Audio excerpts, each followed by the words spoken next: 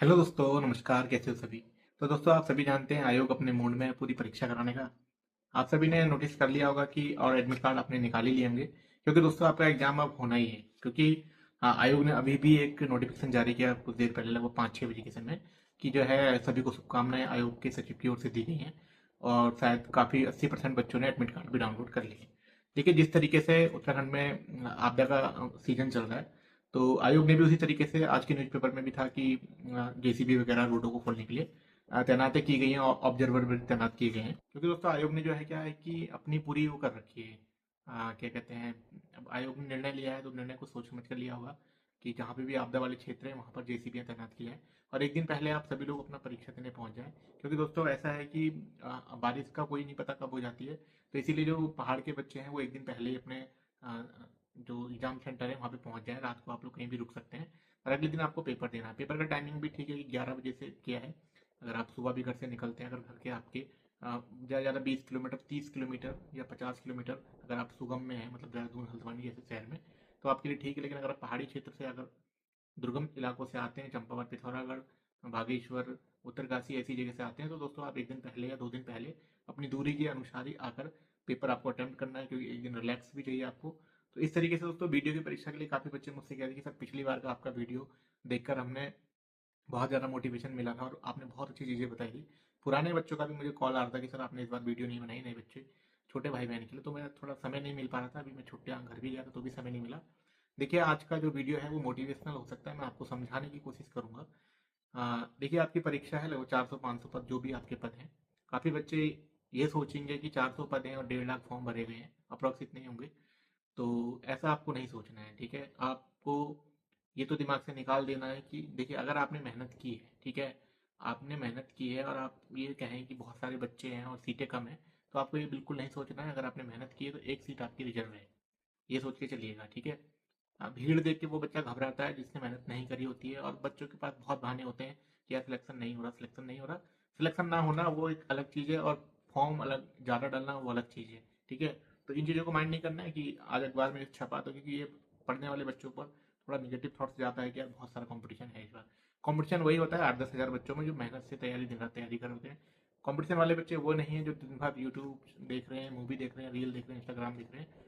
तो दोस्तों उनके लिए तो टफ हो चुका है कंपटीशन। कंपटीशन उन्हीं के लिए है अब जो बच्चे बुक्स से पढ़ रहे हैं, लाइब्रेरी में पढ़ रहे हैं, अपने घर में पढ़ रहे हैं।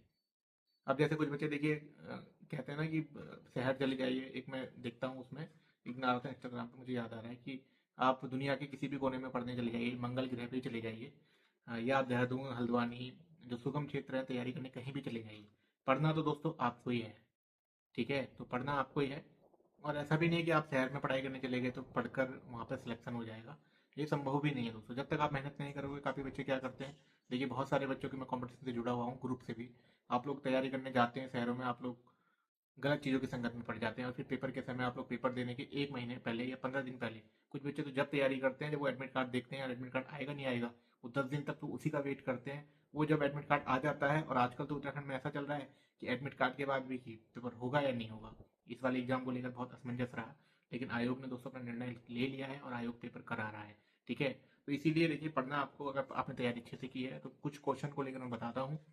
देखिए, किसी भी पेपर में, ठीक है, किसी भी पेपर में आप 70% नंबर लेके आइए, और अगर आपका सिलेक्शन नहीं हो रहा तब कहना। देखिए, 70% नंबर लाने में या 75% नंबर लाने में आपका सिलेक्शन हो जाएगा, ये चीज़ें नहीं सोचनी है। अब आप ला कर तो देखिए। आप 70-75% नंबर नहीं ला पाते हैं और फिर कहते हैं कि सिलेक्शन ही नहीं हुआ। ये देखिए, काफ़ी बच्चे जो मेरे पुराने जुड़े हैं वो देखेंगे और अभी कहेंगे, कमेंट भी करेंगे। आप लोग अगर पिछली साल 1 नंबर, 2 नंबर, 3 नंबर, 5 नंबर से रहे हैं, तो आपने उस साल की अपेक्षा इस साल कितनी मेहनत की है अधिक। आप कंपेयर करना इस वाले एग्जाम को देने के समय, आपको कल शाम को ही हो जाएगा जब आंसर शीट जारी होगी। कुछ बच्चों ने तो तैयारी छोड़ दी होगी, ठीक है? बहुत बच्चों का सपना था पिछली बार वीडियो पे वीडियो लेखपाल, पटवारी बनने का, लेकिन अलग अलग भर्तियां हुई और बहुत बच्चों का सिलेक्शन हुआ। कट ऑफ लगभग 60 के अराउंड भी रही, कैटेगरी वगैरह में 55-58 भी रही, बहुत बच्चों का सिलेक्शन हुआ। और आपने उनसे क्या मोटिवेशन लिया और पिछली साल से आपने अपनी तैयारी कैसी करी है? और नए बच्चे जो कंपटीशन में घुसे हैं, आजकल क्या हो रहा है कि बच्चे 2 साल की तैयारी में ही ग्रुप सी का एग्जाम निकाल देते हैं। कुछ बच्चों से सुना है मैंने, कैसे भी इंटरव्यूज वगैरह देखे, कि मैंने 2 ही साल तैयारी की, एग्ज़ाम निकाल दिया, और कुछ बच्चे 10 साल 12 साल हो गए हैं, वहीं के वहीं हैं। अंतर क्या है देखिए, जो नया बच्चा आता है वो नई तरीके से सिलेबस को पकड़ता है और तैयारी करता है। टॉपर वाली बात आ जाती है कि कुछ बच्चे टॉपर निकल जाते हैं, कुछ बच्चे एवरेज ही रहते हैं कि सर हम पेपर तो हमने बहुत साल पढ़ाई करी है, बहुत अच्छे से पढ़ा है, फिर भी नंबर नहीं आए। आप आयोग के पैटर्न को पकड़िएगा। कितने बच्चे, मुझे कमेंट करके बताना कि अभी जो आपकी परीक्षा हो रही है ना, कल 21 सितंबर को, इससे पहले आयोग ने लगभग जनवरी से लेकर या पिछले पीडीओ और पटवारी के पेपर से लेकर जितने भी पेपर आयोग ने कराए, कितने बच्चों ने उन पेपर को एनालाइज किया, हल किया और अपने मार्क्स देखे, मैं इनमें कितने मार्क्स लेके आ सकता हूँ। अटेम्प्ट नहीं किए थे तो अटेम्प्ट किए, उसके बाद आपने कितने मार्क्स लाए, कितना आपने सुधार किया। और मेरी पुरानी वीडियोस में मैंने बताया था, आप लोग ऑल ओवर मेरिट देखते हो कि 100 में से कितने पे लग गई, 70 पे लग गई, 80 पे लग गई, 85 पे लग गई। आप कभी भी सिलेबस नहीं देखते हो कि मेरे हिंदी में 20 में से कितने आए, जीके में 20 में से 40 में से कितने आए और उत्तराखंड जीके में से 40 में कितने आए, कहाँ मेरे को कवर करना है। जिन बच्चों ने इस चीज़ को टारगेट किया उन बच्चों का सिलेक्शन दोस्तों इस बार होगा। देखिए आयोग का पैटर्न चेंज हुआ है, अभी अध्यक्ष जी ने ही एक इंटरव्यू में बताया था कि अब हम जो है, अध्यक्ष जी ने एग्जाम कंट्रोलर का शायद इंटरव्यू था वो, ठीक है, कपिल जी का, तो उसमें उन्होंने बताया था कि हमने पैटर्न चेंज किया है। क्वेश्चन वही है आपके, लेकिन उनका पैटर्न चेंज किया है। पैटर्न पहले एक सिंगल क्वेश्चन आता था, सिंगल लाइन में आंसर होता था, लेकिन अब क्या है कि एक क्वेश्चन के अंदर चार चार क्वेश्चन होते हैं। मिलान वाले जो क्वेश्चन है समय लगता है, ठीक है, और अब ऐसा भी नहीं कि दो मिलान सही दे दिए, तीसरा चौथा हो जाए, तो वो चारों ही मिलान आपको याद होने चाहिए, तब जाके वो क्वेश्चन होता है। और तुक्के लगाना छोड़ दीजिएगा। देखिए मैं आपको एक बहुत अच्छा तरीका बताता हूँ जो मैं शुरू से बताता आया हूँ। सबसे पहले 100 नंबर का पेपर है, उस पेपर में आप कुछ मत करिएगा। सबसे पहले रोल नंबर भरिएगा अपना, अच्छे से रोल नंबर भर दिया, सेट सीरीज भर दी, सब भर दिया। उसके बाद क्या करना है, आपको पेपर को पढ़ना है, ठीक है। 2 घंटे बहुत होते हैं 100 क्वेश्चन के लिए, ऐसा नहीं कि नहीं होते, क्योंकि वो हमारी तो भरनी है, सॉल्व तो करना नहीं है ना। उस पेपर में से पढ़ लिया आपने, एनालाइज हो जाता है कि यार पेपर हवा में उड़ गया या फिर बहुत टफ है, ठीक है। वहीं देखिए पढ़ने वाले बच्चे अंदाजा लगा लेते हैं कि पेपर कैसा है। सबसे पहला काम स्टेप 1 फॉलो करके आना, जितने क्वेश्चन आपको याद के हैं टिक टिक टिक टिक टिक टिक कर देना, जितने आपको याद के। ओवरऑल राइट आंसर, मतलब आपके दिमाग में सटीक याद है, आपने कोचिंग ट्यूशन घर कहीं भी पढ़ा, आपको सटीक याद है, उसको करके आना। आपने देखा कि यार आप एक होनहार स्टूडेंट है, कोचिंग में भी आपके अच्छे नंबर आए, टेस्ट सीरीज में भी आपके अच्छे नंबर आए थे, तब आपने देखा कि यार मैंने 40-45 क्वेश्चन मैंने सही कर दिए, तो आपको एक कॉन्फिडेंस आ जाएगा 40-45 सही हो गए। अभी सिर्फ आपने सही वाले करे हैं, और ये बहुत बड़ी बात कह रहा हूँ मैं, 40-45 एक बार में सही करने हैं, ठीक। उसके बाद आपको क्या लगता है कि 15-20 क्वेश्चन आपके टू माइंड वाले हैं, और वो पक्के हैं, टू माइंड में है लेकिन पक्के हैं, आपको पता है, लेकिन आपने वो जल्दी जल्दी आपने नहीं करे, तो कम से कम 15-20 क्वेश्चन वो हो जाते हैं आपके। तो 45, 5, 50 और 10, 60, ठीक है। और 10 क्वेश्चन ऐसे हैं जिसमें आप तुक्का लगा सकते हैं, 70-75। इस तरीके से भी अगर आप पेपर अटैम्प्ट करते हो ना, देखिए वीडियो का एग्जाम कंपटीशन बहुत हाई है, मैं भी कह रहा हूँ, और सभी लोग जानते हैं, चीज़ें बदल चुकी हैं। आप 75 नंबर का टारगेट बना के आओगे, तब जाके एग्जाम में आपके 70-68 नंबर पहुंचेंगे। और कट ऑफ दोस्तों इसी के अराउंड घूमती है। देखिए पटवारी में तो अभी फिजिकल भी होना है, तो वहाँ पर वो 1/2 बच्चे भी बुलाएंगे। ये चीज़ें बहुत कम बच्चों को पता होगी इस बार, ठीक है। 1/2 बच्चे बुलाएंगे, तो कम से कम कट ऑफ में तो अपना नंबर लेके आओ। वीडियो में शायद पीडीओ में ट्रिपल सी भी मांगा है, तो वहाँ पे भी कुछ बच्चे अलग जाएंगे। फिर वीडियो में तो डायरेक्ट है, तो वहाँ पे तो बहुत बच्चे ऐसे ही चले जाएंगे, तो कट ऑफ वीडियो की लगता है कि ज़्यादा चली जाएगी। इसीलिए इन चीज़ों को समझिएगा। लगभग 75 का आप टारगेट बना के चलिएगा। जो बच्चे टॉपर करना चाहते हैं, देखिए ये बातें मैंने बहुत बार बताई, आप टॉप करिएगा, कुछ भी करिएगा, बनोगे पटवारी या लेखपाल या वीडियो भी वीडियो। जो रैंक 1 रहेगा वो रैंक 10 रहेगा, मिलना एक ही पोस्ट है। तो यहाँ पर टॉपर का ऐसा कोई वो नहीं सीन रहता है कि टॉपर को आप सोचेंगे प्रमोशन जल्दी मिल जाएगा, तो ये प्रमोशन वाली चीज़ें बहुत लॉन्ग टाइम में होती हैं। जब तक आप कोई और एग्जाम निकाल के आप आगे की सोचोगे, ठीक है। आपको सरकारी नौकरी जब तक अच्छी लग रही है जब तक आप उसमें नहीं घुसे हो। जब आप घुस जाओगे तो आप फिर कहोगे कि यार मेरे लिए कुछ नहीं था, आसान था। काफ़ी लोग कहते हैं कि सब सिलेक्शन नहीं हो रहा, सिलेक्शन नहीं हो रहा। देखिए अगर आप मेहनत कर रहे हैं, ठीक है, और मेहनत करने के बाद भी सिलेक्शन नहीं हो रहा, तो समाज के लोग दोस्तों फिर वही कहते हैं, ठीक है। ऐसे ही अड़ोस पड़ोस में, जैसे आप बाहर कोचिंग करने गए दिल्ली देहरादून, तो इन चीज़ों को भी ध्यान रखा करें ना कि आपके माँ बाप के लिए आपका सबसे बड़ा सवाल क्या है। आप ही सोचिए क्या है। जब उनका फ़ोन आता है तब वो ये पूछते होंगे ना कि बेटा हुआ नहीं हुआ इस बार, या कब होगा। फिर वो ये भी कह देते हैं, मम्मी पापा में से मम्मी तो कह ही देती कि अब आ जा, अब तेरे अब घर ही आ जा, मत कर, कुछ और कर ले। तो ये सवाल बहुत बड़ा है। माँ बाप तुम्हारे लिए पैसा कमा रहे हैं, रातों रात दिन रात काम करते हैं, किस लिए करते हैं, क्योंकि उन्हें विश्वास है कि हमारा बच्चा कोचिंग करने गया है, पढ़ने गया है, उसकी जॉब लग जाएगी। तो उनके विश्वास को मत तोड़ो, उनके विश्वास को उनकी उम्मीद को जो है आप कायम रखो कि हाँ यार, मुझे माँ बाप मेरे घर हैं, बुजुर्ग हैं, गरीब हैं, तो इस चीज़ों को समझो और उनके अनुसार ही जो आप उन्होंने आपके लिए इतनी मेहनत की है उसको कायम करके दिखाओ।